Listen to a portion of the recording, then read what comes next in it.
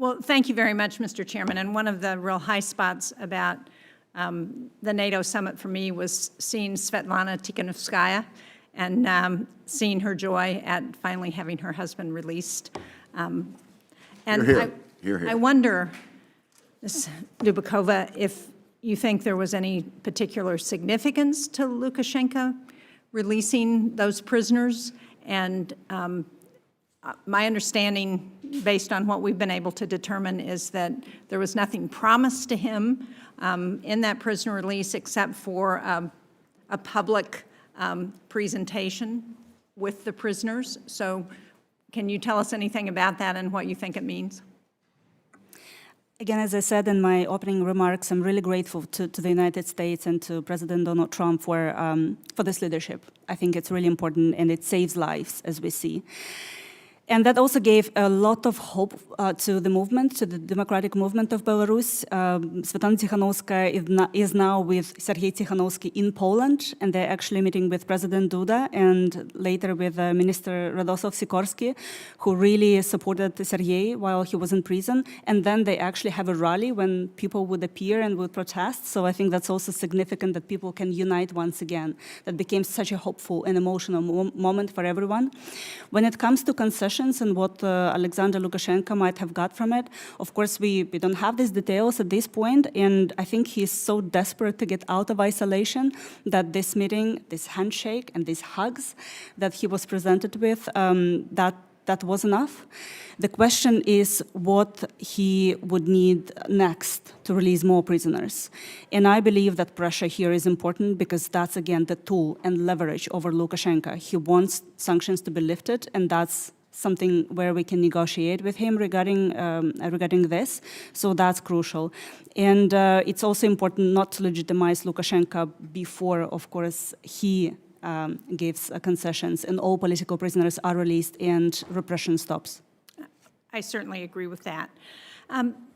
There was a great deal of interest at the summit with all the players that we met with about the status of the Graham-Blumenthal sanctions legislation and the importance of passing that to put pressure on Russia. Can each of you speak to whether you think that would be important for us to do and whether that might help to move Russia?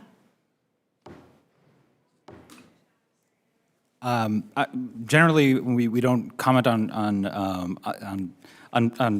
ongoing legislation, but I will say that any pressure on the Russian regime, on President Putin and his oligarchs and cronies is generally positive for a couple of reasons. One, for demonstrating and exercising leverage and the ability for the United States to use that leverage in service of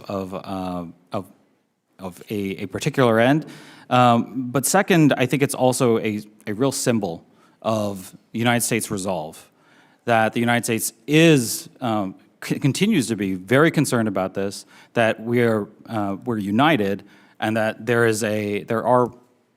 are policies that are in place, and there are efforts being made to do something about that. And I think that sends a very powerful signal.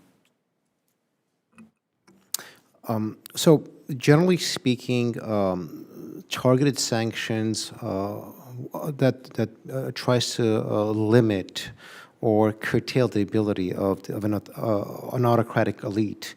Yeah, maybe I should be clear about what's in this bill. This is secondary sanctions on those countries who would do business with. Right. Yeah, so I was leading up to that, absolutely. So generally speaking, sanctions do serve as a specific important instrument of leverage. So we begin, there's literature on targeted sanctions, and then there's a lot of literature on secondary sanctions.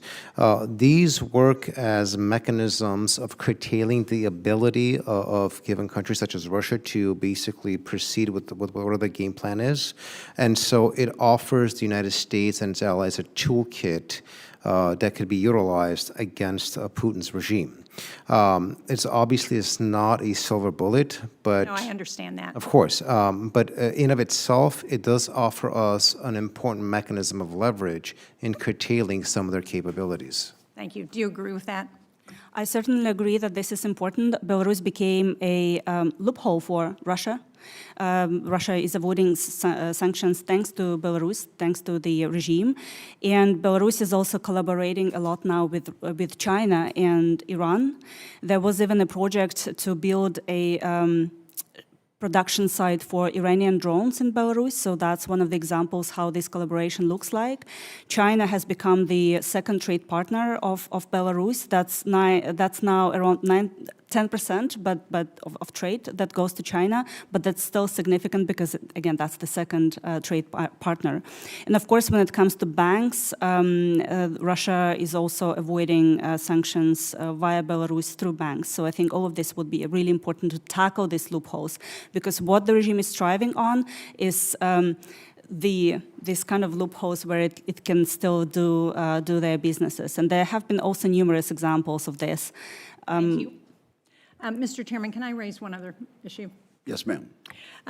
Last week in the Foreign Relations Committee, we had several experts testifying in advance of the NATO summit. It was on NATO. And they both made a point that I think is sometimes overlooked, and that is 2 points, actually.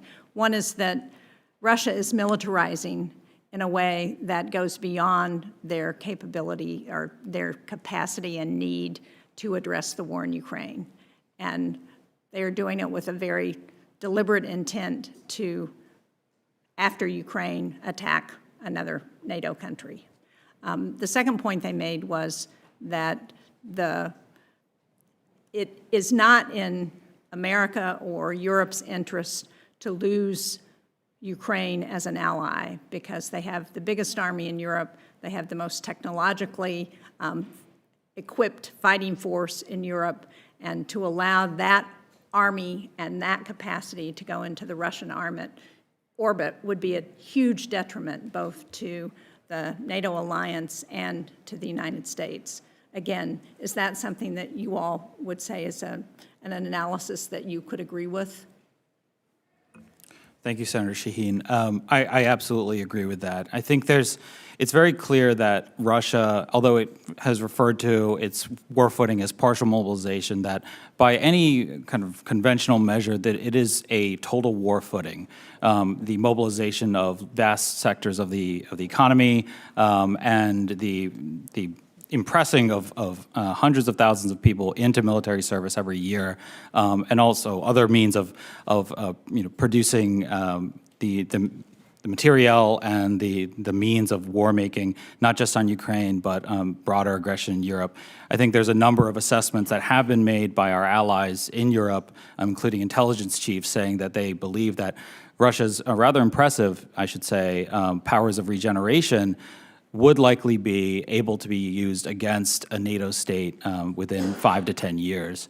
And so that's something I think we all have to be thinking about when we're looking at the cost of a bad peace, because what we have in Ukraine is a country that has shown itself to be battle-tested, militarily potent, and a society that is resilient and strong and has withstood, I think, something that is unimaginable, and yet has in many cases bested the Russians with meager support when it comes down to it from the world. So in that case, in that sense, I think that there's a really strong case to want to work with the Ukrainians and to try and do everything we can to ensure that Russian aggression does not spread elsewhere in Europe. Thank you. I know I'm out of time. Thank you very much, Mr. Chairman.